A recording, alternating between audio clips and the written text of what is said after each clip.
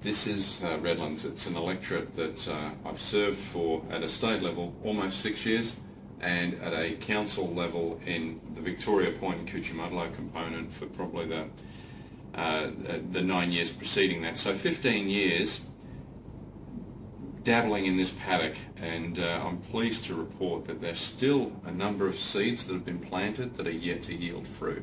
Things that are ready to, with the right nurturing and the right encouragement, the right government, a blue team, and at a state level and a good council, these seeds can yield fruit.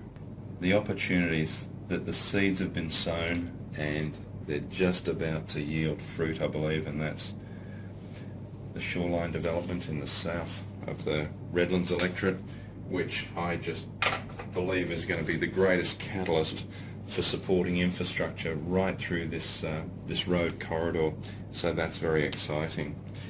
Down here there is a convention centre that's proposed, which again is very exciting. It'll open up tourism. It's not in Redlands City, it certainly is in Redlands, my state electorate.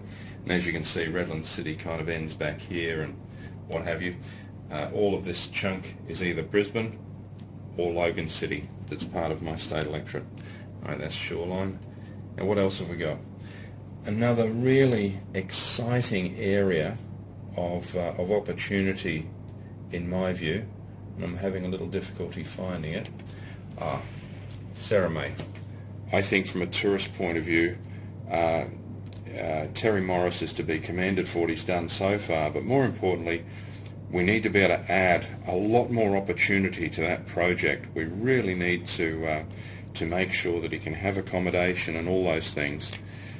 The other good ones, of course, is the Bay Islands, but you know, if we can get a sort of a bridge across there or out across there to connect those islands, it just really opens up those opportunities. With all of these cane fields, you know, their future is uncertain. There's not enough money in the Coomera electorate. There's not enough money in cane, I don't believe, for these farms to be viable.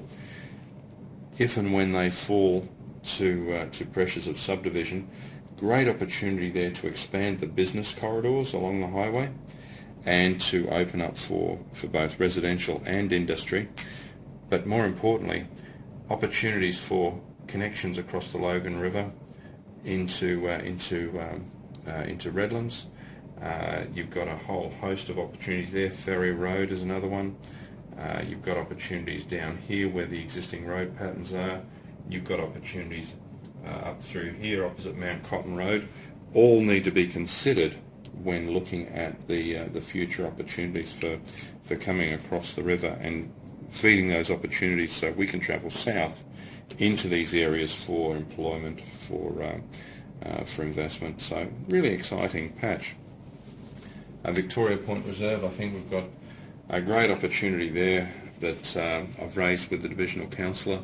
I think we need to push the boat out on that. I have been a bit proactive, subtly, below the radar, and that's the way you get things done. You don't go out and post your flag in the ground day one in a campaign.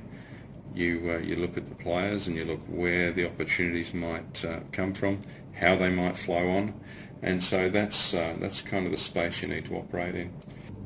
So I leave Redlands a far more exciting and cosmopolitan place than when I arrived here.